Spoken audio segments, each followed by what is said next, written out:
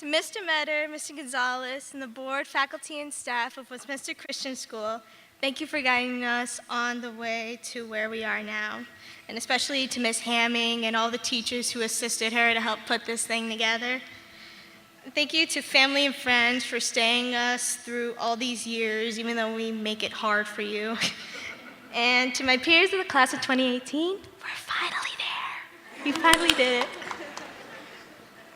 Those who know me well enough can probably guess that one of my favorite shows is The Big Bang Theory. One of my favorite episodes was when Sheldon was trying to describe the Doppler effect, One day I was thinking about this and realized that's kind of how time seems to work. You see it coming and hear the sound escalating until it's right up in front of you and the loudest, and then it diminishes and goes off into the distance. Time flies so fast. I can remember the day my brother was born and now he has the audacity to try to be taller than me. I remember my first day in every elementary school I went to, sixth grade orientation, freshman orientation, and it seems like we were just making our senior crowns yesterday. I get vertigo just thinking about it. Somewhere I heard that the reason time flies so fast is just because of our perspective of time. When we were in kindergarten and 5 years old, that year of kindergarten took up about a fifth of our lifetime. But as the years go by, they seem to get shorter, so that now as seniors, 1 year is only 1/18 of our lifetime. Every year from now on will seem to go faster than the previous one, so we have to learn how to appreciate our present as well as our past and our future. Our past is growing literally every second, but it also changes in our minds, even though it seems like an oxymoron. For example, at the beginning of sophomore year, I really thought that photosynthesis in biology was hard, but that was nothing compared to rotational motion in my mom's class. There's a reason why only 2 people were in it this year. And events that at first seem unrelated. Sorry, Mom. Of course, this whole concept also ties into the cliche, you don't realize what you have until it's gone. We live in a society that takes so much for granted. It's crazy. So before we leave on for the next big thing, I would like to challenge all of my classmates to show our gratitude to the people around us and appreciate everything that has happened to get us here, both good and bad. Now for the present. The present is only there for an instant before it becomes the past.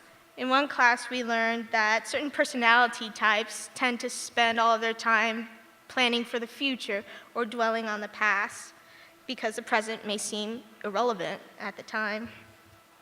But then other people only live in the present without thinking about the consequences or without making decisions based on the past.